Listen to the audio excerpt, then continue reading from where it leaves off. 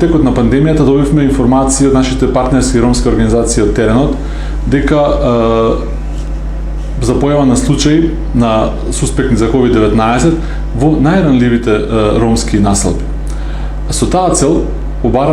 испративме писмено барање до владата, главниот координативен кризен штаб, Министерството за здравство и градоначалникот на Шуто Ризери.